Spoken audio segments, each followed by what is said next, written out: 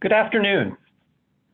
Thank you for joining us for our webinar on commercial real estate and coronavirus, what to do now and what to do next. I'm Jeff Keeney, and I'll be your moderator this afternoon. I have a few bits of housekeeping to cover prior to the start of our program. First, please know we're actively recording this webinar. You do not need to sign a disclosure, and no private information of yours will be shared. Please know, however, that should you choose to participate in the question and answer module, your questions may be recorded in association with your name. To ask questions, please use the question and answer module. We will conclude with a question and answer session, and we'll try to get as many of the questions as we can. Because the situation is so rapidly changing, we may not know the answer, or your question may be too nuanced or specific for us to address in this format. But we welcome you to follow up and reach out to us individually after the webinar. You can find our contact information on the links you received with the invitation or on the slides on your screen.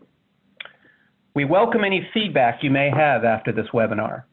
If there are topics you want to hear about more, please tell us. We hope to be a source of information for our business community throughout this challenging time and plan to hold additional webinars going forward. Finally, please note this information is as of April 22nd and is not intended to be legal advice for your specific business. Please contact your Tonkon Torp lawyer or one of the panelists for specific legal advice pertaining to your situation. As I noted before, I'm Jeff Keeney, and I'm a partner in our real estate practice group, and I will be your moderator. Our speakers today are Joe Voboril and Tim Conway. Joe is a partner in our real estate practice group and has over 40 years of experience in real estate law and transactions. Tim is a partner in our creditors' rights practice group and has over 35 years of experience. But I would say that even with their combined 75 years of experience, they've never experienced anything quite like this. During our webinar, we're going to go over several general categories. These are, first, construction activities, including force majeure provisions. Second, commercial landlord and tenant issues. Third, mortgage loans. Fourth, purchase and sale agreements and closings. And finally, bankruptcy concerns both real and imagined. So we'll start off with construction activities. So Joe, it appears that construction activities have continued in Oregon throughout the pandemic so far. How are things going? Well, Jeff, you're correct. In Oregon, both residential construction and commercial construction are proceeding. The opposite is true in the state of Washington. The difference is attributable to the action taken by Governor Brown and Governor Inslee. In Oregon, Governor Brown's March 23 executive order ordered the closure of certain businesses. Construction sites were not on the list, so both residential and commercial construction were and still are exempt. By comparison, Governor Inslee's March 25 executive order listed construction sites as non-essential, which halted all construction in the state of Washington except for a few public projects. Now, it's important to remember Governor Brown's executive order contains a number of requirements for contractors to follow. Among other things, workers have to maintain social distancing. Staying at least 6 feet apart is often hard to do on a construction site where it often takes more than one person to perform a task. Initially, there were some problems. In the week following Governor Brown's executive order, OSHA received more than 1,100 COVID-19 complaints. This is a lot. In a typical year, OSHA receives about 2,000 complaints. But during the past month, general contractors have taken steps to address the problems. They're staggering the shifts of various trades to avoid trade stacking. They're issuing edicts not sharing tools. They're providing hygiene stations, wiping down surfaces regularly, and conducting meetings virtually. Architects are conducting inspections wearing masks, and maintaining social distance. City and county inspectors are making inspections oftentimes using FaceTime or Zoom. Plans for new projects, which have slowed considerably, continue to be reviewed almost entirely electronically.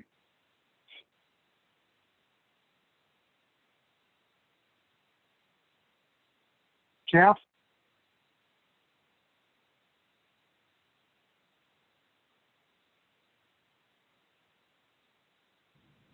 So Joe, everyone's talking about force majeure provisions. Why is that?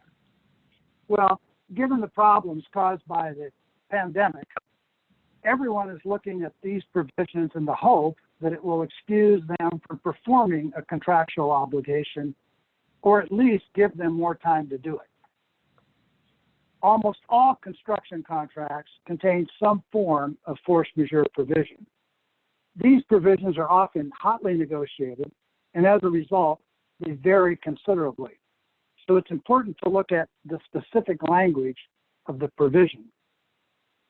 Typically, these provisions include a list of events which are not expected to occur as of the date the contract is created, and which are beyond the control of the party seeking relief. In construction contracts, the purpose is generally to give the contractor additional time to perform its obligations, not to eliminate it, but to give the contractor more time. The list of events varies, but often includes such items as war, terrorism, riots, natural disasters, acts of God, and then often, but not always, a catch-all like or other unforeseeable events outside the party's control. Now, courts tend to interpret these provisions narrowly. So for the party seeking relief, it's best if the event is listed. During the past couple of months, I've reviewed several dozen force majeure provisions.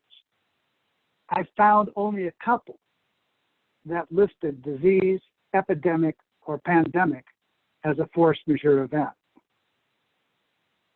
I think it's instructive to look at the force majeure language in the American Institute of Architects forms, because the AI forms are used on most large construction projects. If you look at the language, first it's interesting to note that the AI language does not even use the term force majeure. Rather, it lists the kinds of events which gives the general contractor the right to make a claim for an extension of time. Here are the events listed in the AI form: labor disputes, fire, unusual delay in deliveries, unavoidable casualties, adverse weather conditions, and then again, the catch-all, or other causes beyond the contractor's control. So, can a general contractor argue that the COVID pandemic is beyond its control? Well, sure. But the contractor will have to show how the pandemic has led to labor shortages or the unavailability of materials. Can't just assert that a pandemic has occurred. Now, it's important to remember that most force majeure provisions require the party seeking relief to give timely notice. And if the timely notice is not given, the party waives the benefit of the provision. The AI form documents require the contractor to give notice, and I'm going to quote, within 21 days after the occurrence of the event giving rise to the claim, or within 21 days after the contractor first recognizes the condition giving rise to the claim. Quote. Well, you don't have to think about it much. This language is somewhat troublesome. Does the contractor have to give notice within 21 days of the COVID-19 pandemic was declared? Or must the 21 days notice be given after labor shortages or a break in the supply chain occurs due to the pandemic? Well, facing this dilemma, a number of general contractors sent letters to owners in mid-March warning owners that COVID-19 could become a force majeure event. But as of the date of their letters, COVID-19 had not yet caused a labor shortage or break in the supply chains. These letters noted that if COVID-19 caused such problems, the general contractor would give the notice as required by the construction contract. So it's sort of a precautionary warning. At this point, I think very few such formal notices have been given. Jeff?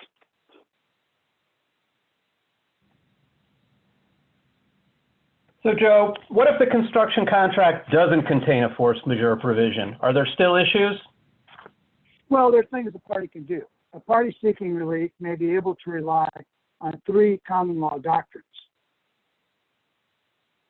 impossibility, impracticability, and frustration of purpose. They're all a bit different, so let me explain.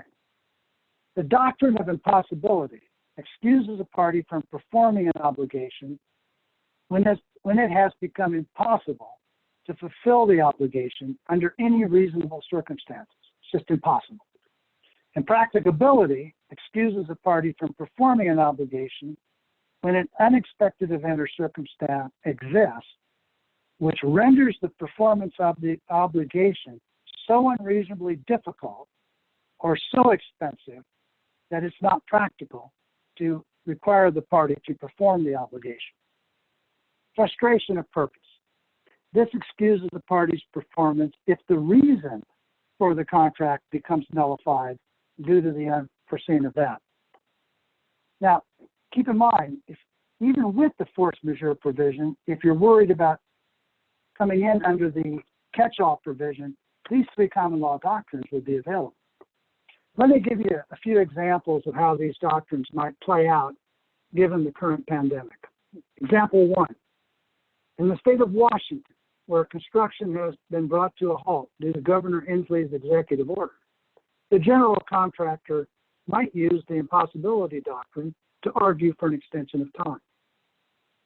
Example 2.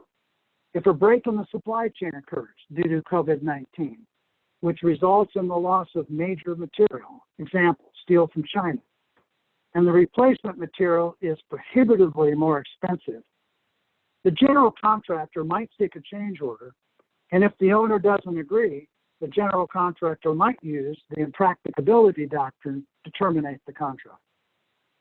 On a GMP contract, I doubt the owner would be willing to agree to such termination. Example 3. In a hotel project, the owner might use the frustration of purpose doctrine to terminate the contract or at least put the project on hold for a time.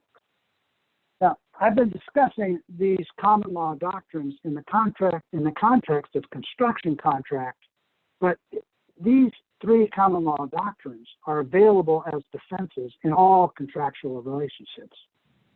Jeff? Thanks, Joe. So what's going to happen going forward with construction work?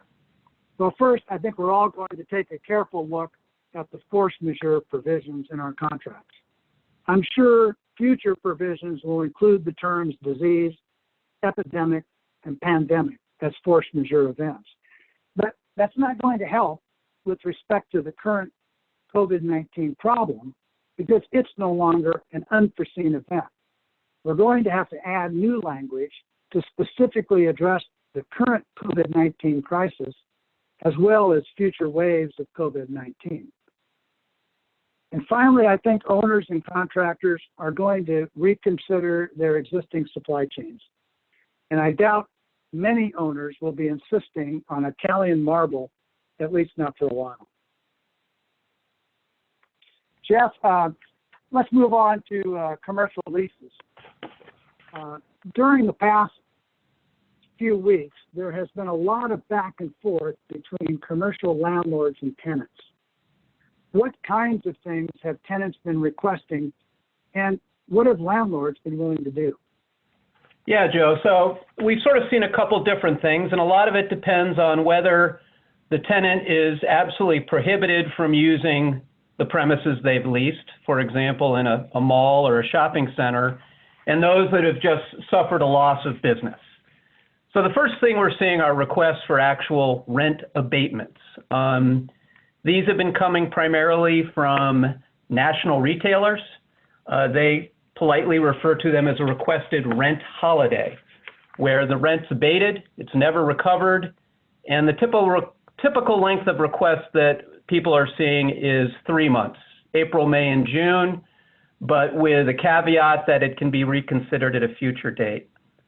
What we're seeing a lot more of are requests for rent deferrals, and those typically are simply deferring all or a portion of the rent, again, typically for a 3-month period, typically just asking for a deferral of base rent, not operating expense contributions. And those are being recovered by landlords in 2 ways.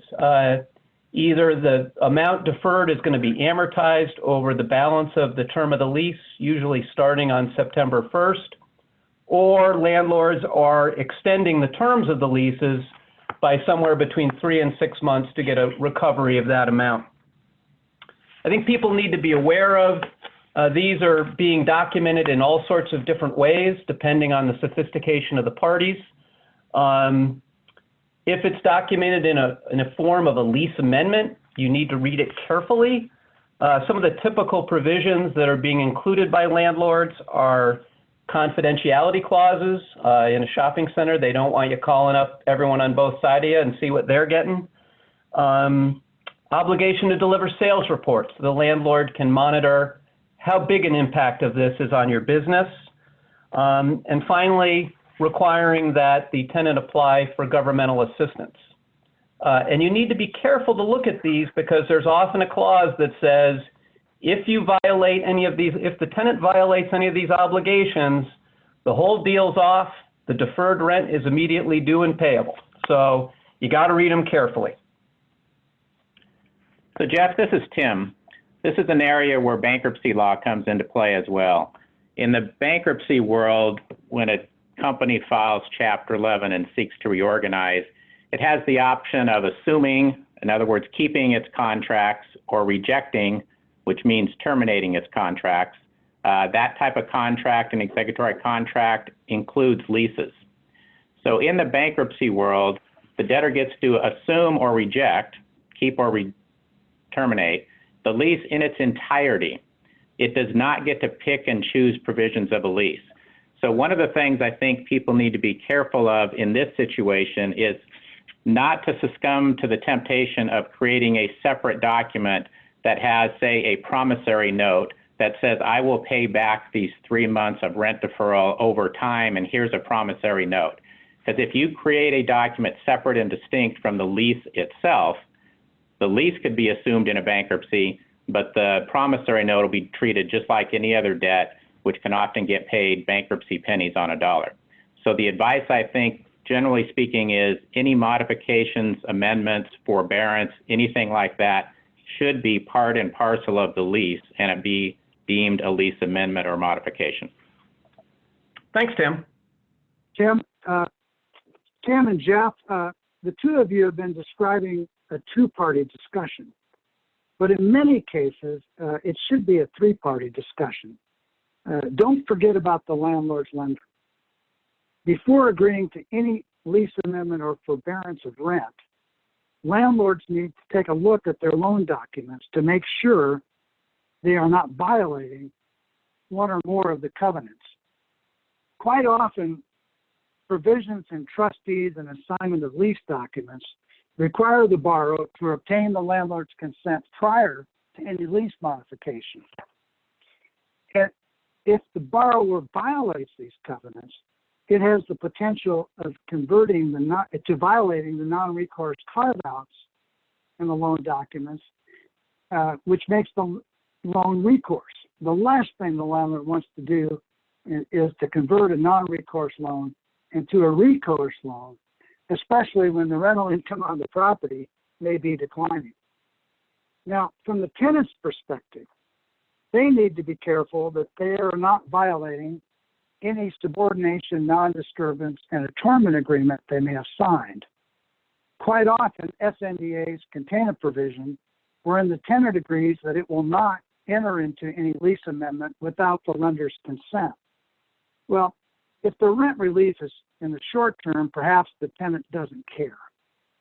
But if the lease amendment provides for favorable long-term concessions, the tenant will want to obtain the lender's consent. I mean, who knows? A year from now, the lender may be the landlord. Yeah, thanks, Joe. And one thing I'm seeing is obviously lenders are very busy right now with a lot of things and often too busy to deal with the specifics of a transaction with an individual tenant. Some owners of centers are getting blanket approval as to smaller tenants to, you can do deals, here are the parameters, and we'll approve them, but we don't need to approve each one, just to streamline a little bit. But I think the advice for any landlord is to get that parameter in writing. So Joe, Yeah, what Jeff, about, Jeff, go ahead. let me just add one more comment.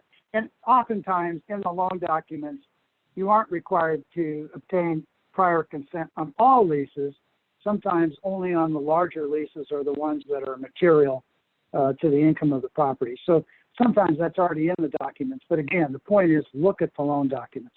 Yep, thanks. So Joe, what about force majeure provisions in leases? Well, typically force majeure provisions in leases don't provide an excuse for the non-payment of rent.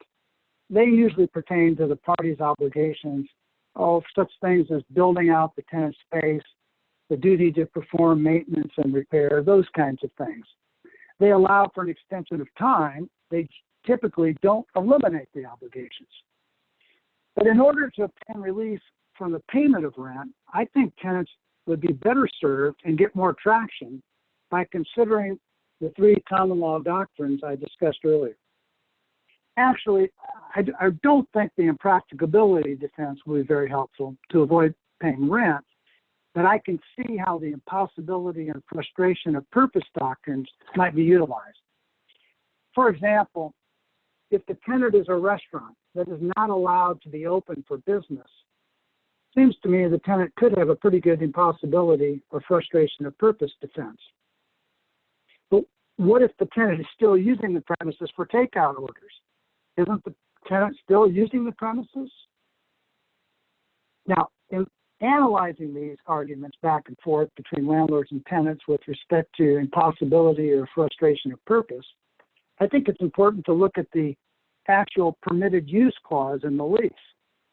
I mean, it seems to me that the tenant has a better argument if the tenant's permitted use is limited to the activity which is now prohibited.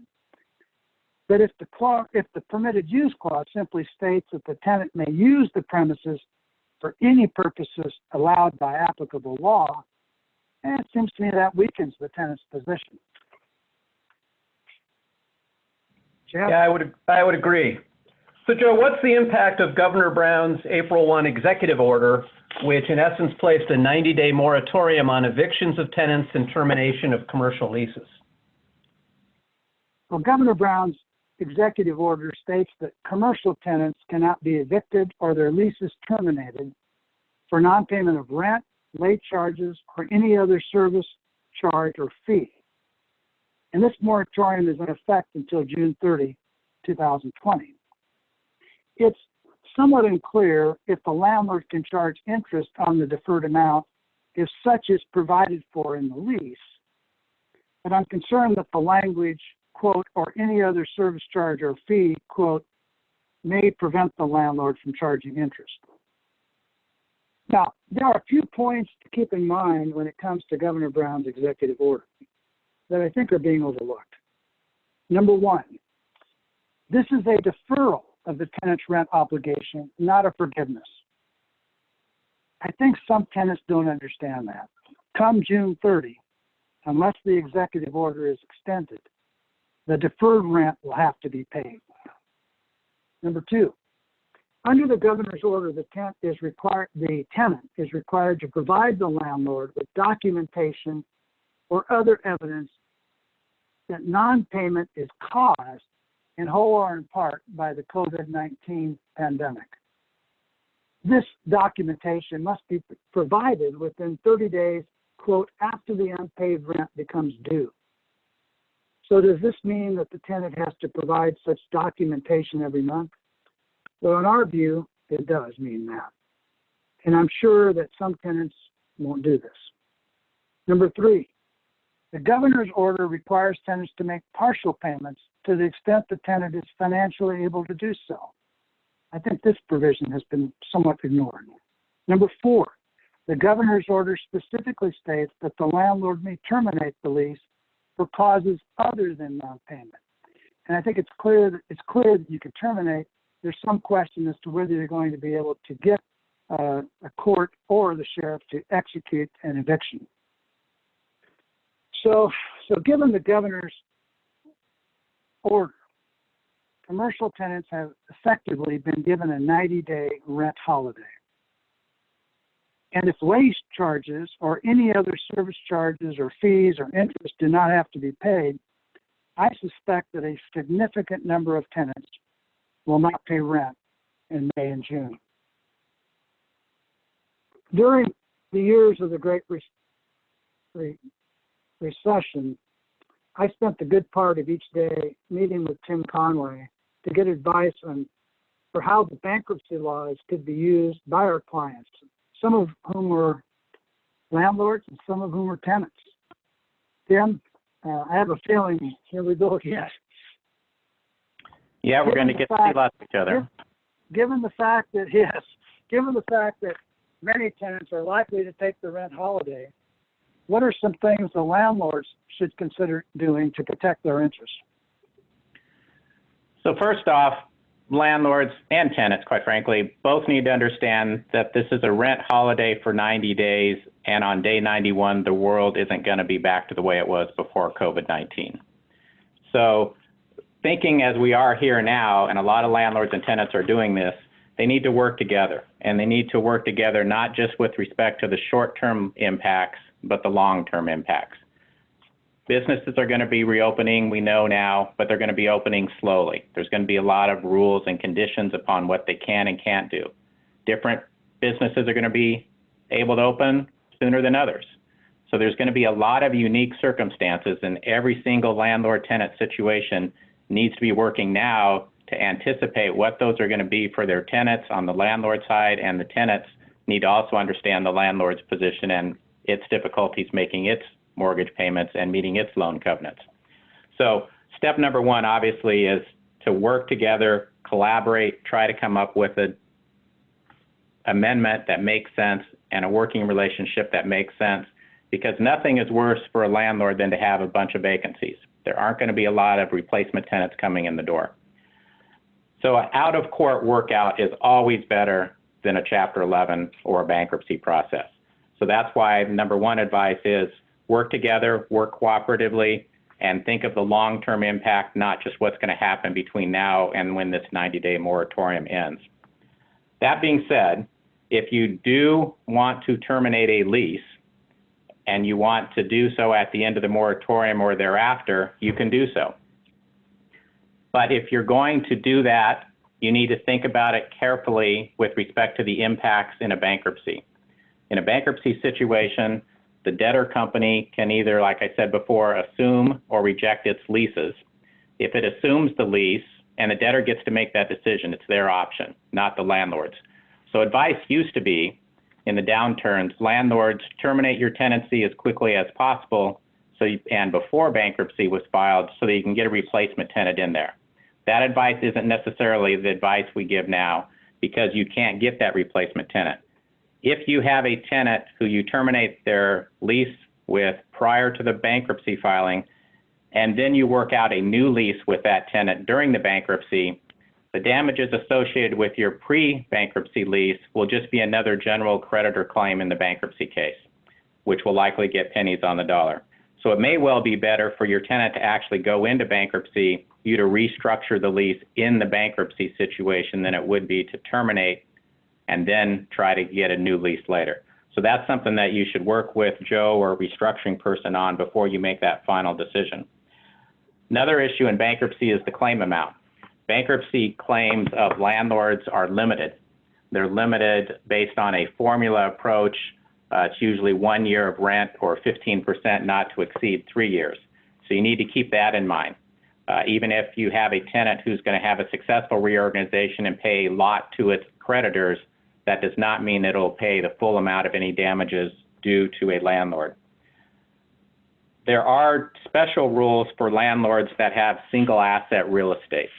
So a single asset real estate situation is where most of the income, substantially is what the bankruptcy code uses, substantially all of the income from a debtor comes from the operations of a single asset real estate. So if you've got property and you're having just one location, you don't have multiple properties, you could be subject to the single asset real estate properties. Now, there are nuances to how that's interpreted. There's special rules for when creditors get relief from stay, when you have to make payments to your bank, how quickly you have to reorganize. Those things are too detailed to talk about here, but just understand that if you do have a single asset real estate in a separate LLC, there needs to be other considerations given. Tim, do you want to say anything specifically to tenants about what steps tenants might take to protect their interests? Sure. So first and foremost, with tenants, with respect to the 90-day moratorium, they do need to understand, as you mentioned, a couple of important points. One is it is on them, their obligation, to notify the landlord that they have a financial situation resulting from the COVID-19 pandemic and they can't pay their rent. They have to make that notice. That's an affirmative requirement. They also have to provide the documentation. Now, in most of them, it'd be very easy to do. The government told us to shut down. But they need to do that each and every month that rent is due. And as you mentioned, they also are required to pay partial rent if they can afford to do so.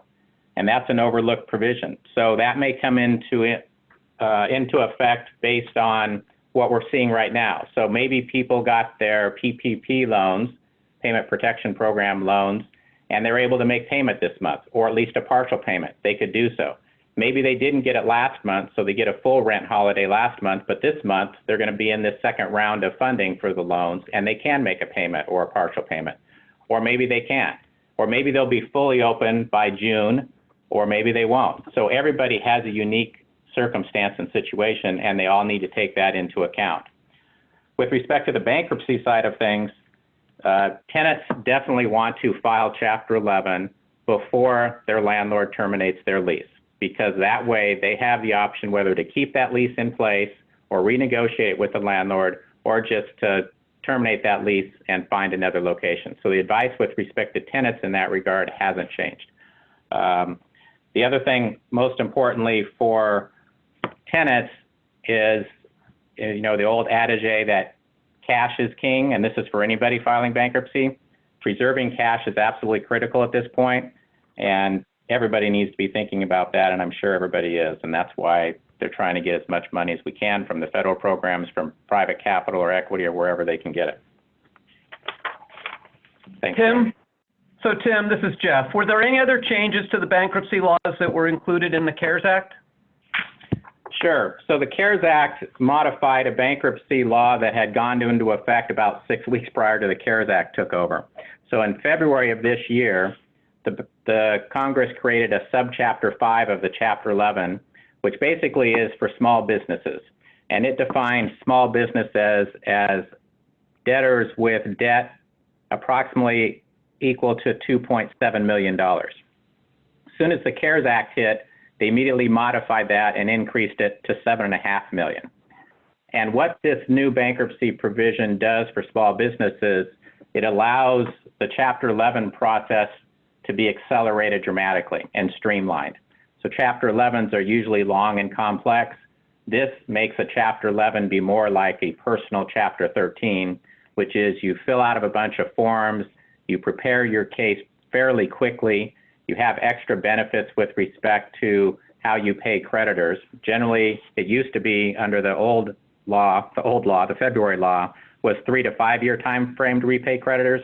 Under the new amendment with the CARES Act, it's 7 years.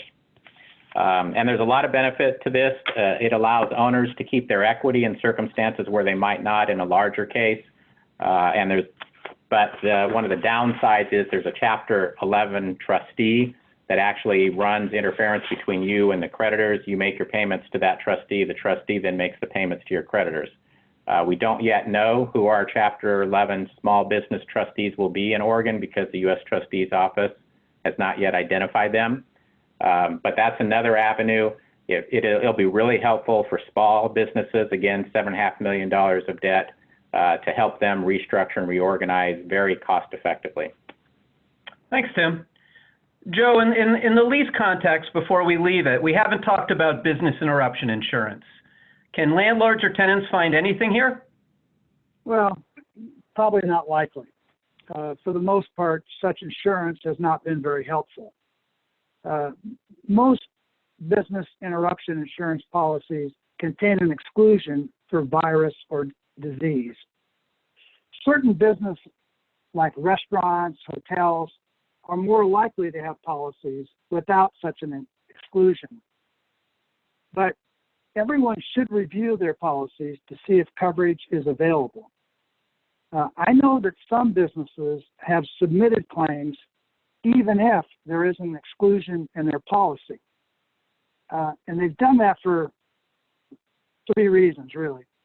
First, virtually all business interruption policies require the holders to submit their claims within a certain period of time, and the failure to do so provides a basis to deny the claim. So even though there's an exclusion, they want to make sure that the insurer doesn't have the ability to deny the claim simply because they haven't given notice. And I guess hope springs eternal. They're hoping that some insurance companies may actually ignore the exclusion, which is pretty unlikely. I think the couple other reasons. Some think that insurers will be pressured by Congress to honor claims, even with the exclusions. I think that's pretty unlikely. There's also a group that's making an effort to get the federal government to backstop insurers who provide coverage in spite of the exclusions. Is this going to happen? Probably not likely. But again, hope springs eternal. So probably doesn't hurt to file the claim and just so you don't run afoul of the notice requirement. Thanks, Joe. Jeff? So let's move on to commercial loans. At least from my perspective, it seems to me that lenders have been a little reluctant to get into the party yet. I'm aware of one life insurance company lender that offered its borrower to pay interest only for 4 months, but on a long-term loan, that's not a ton of relief. Joe, are you aware of any other forbearance offers, or what's going on in this market out there? Jeff, I really haven't seen much, and frankly, I'm pretty concerned. Most large commercial loans have loan covenants, such as debt service coverage ratios, DCRs, DSCRs, or occupancy requirements. If tenants are going to take a rent holiday, or even worse, fail, borrowers may find themselves in violation of these covenants. Will the lenders call the loan? Probably not, as long as the borrower continues to make the monthly payment. But I could see lenders requiring the borrower to pay down a portion of the loan or deposit money into a reserve account until such time as the covenants are met. That's what they did in the Great Recession. I think the reason why we haven't seen much help from lenders is because we're still pretty early on in this. I mean, it seems like an eternity, but it's only been about 5 or 6 weeks. If lenders do what they did in 2007 and 2008 and 2009, they won't be much help until their borrowers are in trouble. And then it may be too late. Tim, we've been there before. How do we get the lenders to come to the table? Yeah, no, I absolutely agree. We're not seeing much response from lenders now because they're not required to, and they won't act until they're forced to. So as this new legislation gets passed, I'm hoping that one of the bills to come will address this issue, because it starts with the tenants giving them relief, but then that puts the pressure on the landlords. Then the landlords need relief from their lenders. And that part hasn't come through yet, and that's what we need to see in one of these next versions of the relief bills. So it's always number one, communicate with your lender and have a good relationship with your lender, have them work with you. Hopefully they'll work with you, because this is a situation everybody recognizes was imposed from the outside. It's not an internal thing. And then if that doesn't work, you stop making the payments. If they make demands you can't handle, you stop making the payments, and then they'll talk to you. And if those discussions don't go well, Chapter 11 is an easy cure, quite frankly, for covenant defaults. those can be modified and restructured in a Chapter 11, as well as payment of. Yeah, Tim, we've done this before, and the real problem for the borrower is failure to make payment triggers the default rate of interest, which is also significantly bumps the interest carry on the loan. So, I mean, these are tough times when you get into one of these where it's terrible when you have to decide not to make the payment and run that risk just to get their attention.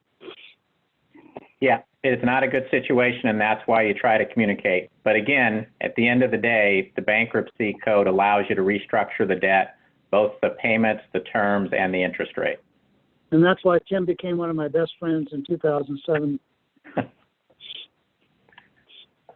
Okay, so let's quickly move on to purchase and sale agreements and transactions. Obviously, they've slowed down a little bit over the last 6 weeks, but Joe, what's your view on the impact of this pandemic on those agreements? Well, to the extent that a purchase and sale agreement includes a force majeure provision, it's likely limited to specific obligations, and highly unlikely that it can be used by a party to get out of the agreement. Having said that, I can see how COVID-19 might have an impact on the party's ability or willingness to close the transaction. One problem is with the reps and warranties in the purchase and sale agreement. Quite often, there's a representation regarding the tenancies which must be confirmed at closing. Is the seller going to be able to do that?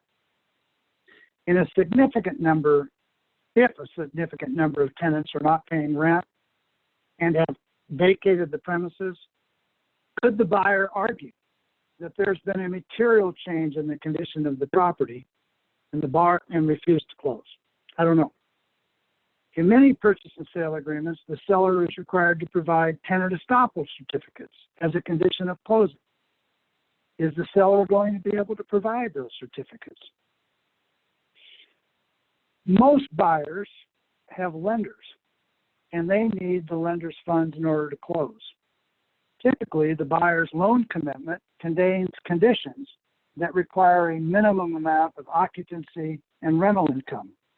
What happens if those conditions are not met and the lender refuses to fund the loan? These are just a few of the foreseeable problems due to the crisis.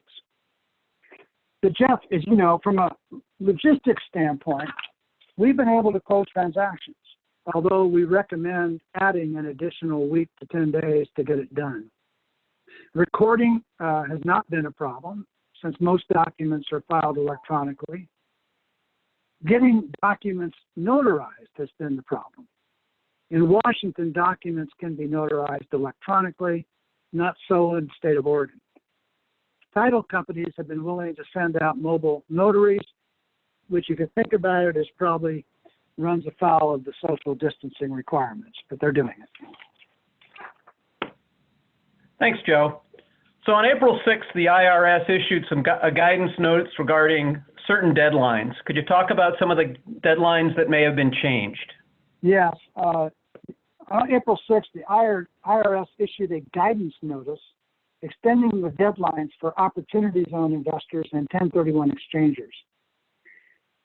In order to qualify for the benefit of investing in an opportunity zone fund, investors must reinvest their capital gains into the fund within 180 days after the sale that created the capital gain. If such 100-day period will end on or between April 1 and July 15, that deadline is now automatically extended to July 15. A similar extension was granted to 1031 exchangers.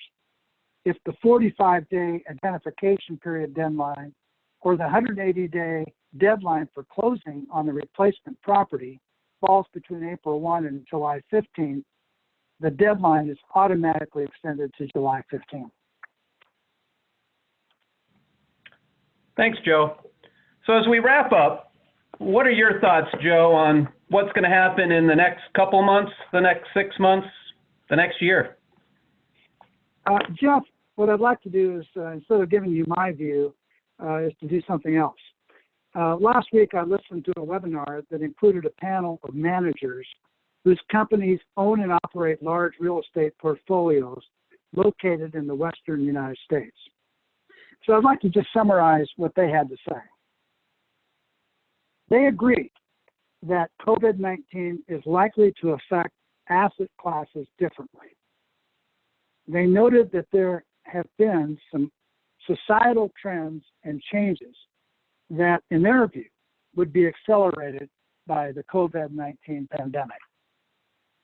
Let's talk retail. During the past 10 years, particularly the last 5, e-commerce sales have grown. Let me just give you some numbers. According to the Digital Commerce 360, e-commerce sales represented 13% of total sales in 2017. This increased to 14.5% in 2018, and in 2019 increased to 16%. All of the panelists agreed that COVID-19 would accelerate this trend. I saw a report yesterday that stated that in the last 30 days, e-commerce sales had increased to 27% of total sales. So an 8-point increase. Actually, I'm surprised it's not higher than that. Office. In the last decade, there's been a societal trend toward telecommuting, more people working from home. Law firms and other professional service companies are utilizing less space, fewer offices, and the offices are getting smaller. The experts all agree that COVID-19 would accelerate this trend. Industrial. All of the experts agreed that this asset class would be the least impacted and perhaps even benefited by the pandemic. During the past few years, there's been a huge emphasis on solving the last mile problem, and COVID-19 has drawn attention to how important that is. The experts agreed that this will fuel a need to warehouse more inventory in even more locations closer to the end user. And actually, this bodes well for Oregon. Multifamily. The experts had trouble with this one, primarily because they weren't sure where rents are going. One of the panelists, whose company develops large multifamily projects, expressed concern about limitations on rent structures and inclusionary housing requirement policies adopted in some of what he described progressive cities. He said his company plans to avoid developing any apartment projects in these jurisdictions. Tim, any final thoughts? Yeah, Joe, thanks. So, number one, I think the takeaway is cooperation is best. We're all in a workout situation. We're all in sort of a restructuring world now. And so the best for everybody is to create a win-win solution. In order to do that, though, we all know it takes cash. And I'd like to just mention that tomorrow, Tonkon Torp has a webinar on preparing to thrive in the recovery, cash flow, PPP loans, and alternative capital sources. So that will help people figure out additional ways and revenues where they can generate the cash in order to survive this pandemic. Finally, to the extent that you can't, you need to know what your options are in a Chapter 11. And there are important options to understand, not just in a debt restructuring point of view, but for capital infusion.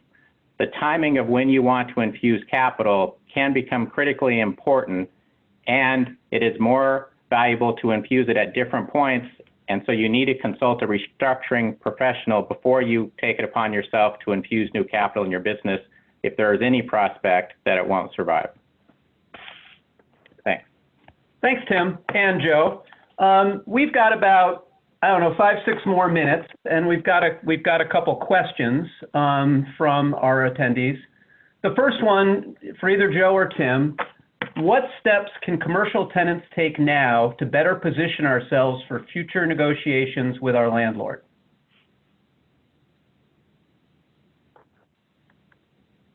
Tim, you want to take that one? Because I think you're the one that's got the most power. Yeah, so the steps you want to take now are, one, make sure you're following the current requirements. Make sure that you're giving them notice that you can't afford to pay. Make sure you're documenting that you can't afford to pay. Make sure you're applying with all the government agencies for the appropriate loans. That's step number one. Step number two, have open dialogue and communication. It needs to be a win-win. The landlords don't make money if you're not there paying rent, and nobody's going to be there to not pay rent. Three, make sure you've got a business plan developed. It's hard to do in this economic climate because there's so many contingencies, but you need to do that. And if you are doing that, you have a better opportunity to negotiate with your landlord because they'll see that you're preparing for this. You're not just sitting back with your head in the sand. Thanks, Tim. And also, just a point, this is Jeff. If you haven't asked a question yet, you can do it through the question and answer format. But we do have another question. Do state and federal rules align regarding recovery of back rent? And do the rent holidays and the governor's orders prohibit starting an eviction process for a non-COVID default issue?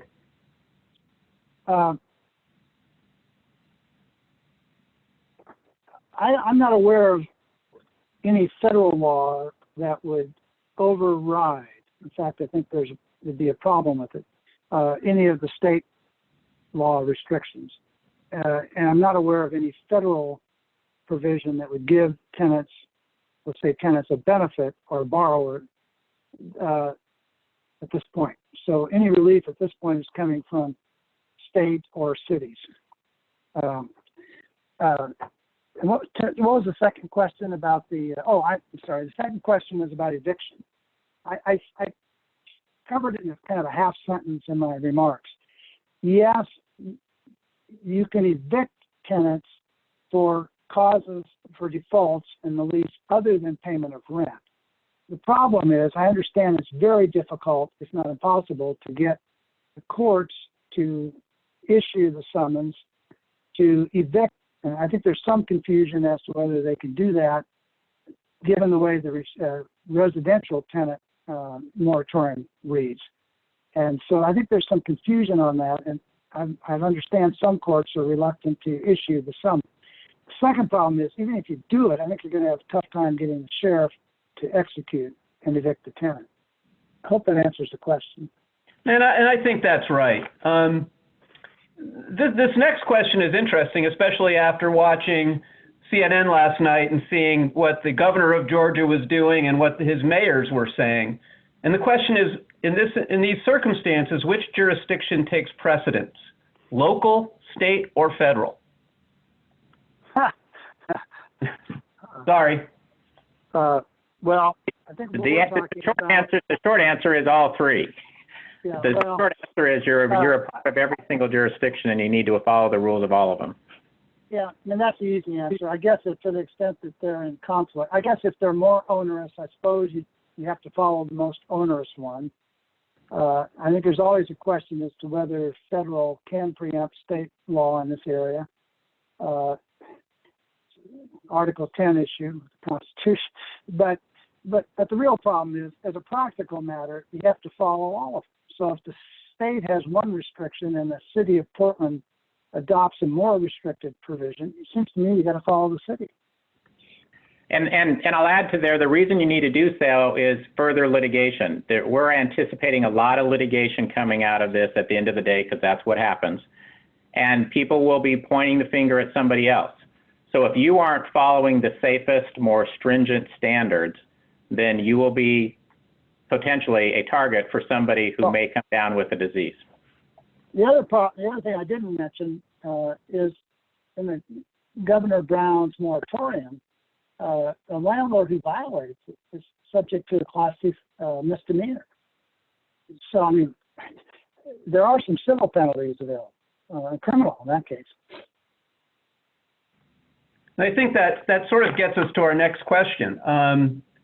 And this is more of a practical question. What are the priorities for a commercial landlord to address liability if they become aware of a confirmed COVID case on their property?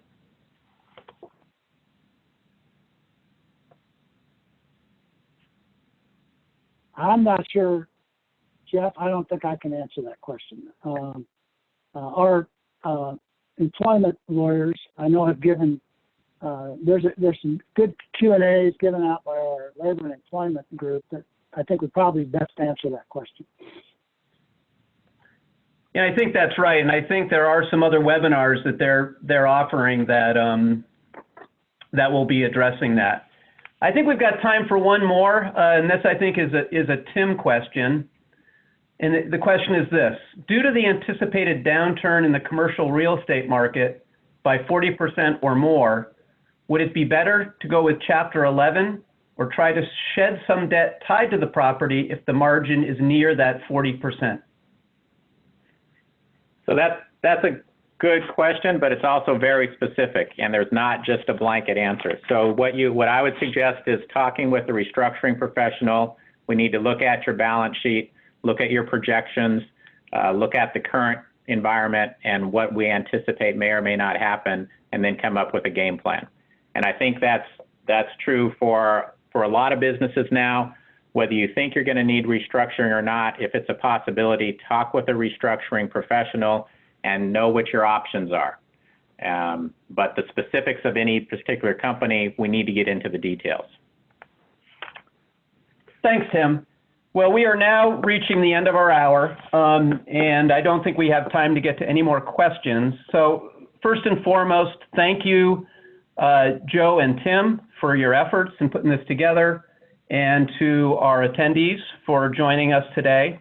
So we've come to the end of our hour. We need to wrap up. And if we weren't able to get to your question, or you have questions particular to your circumstances, we invite you to reach out to our speakers from the panel or to your regular Tonkon Torp lawyer that you work with on a regular basis. So again, thank you for joining us. Be safe.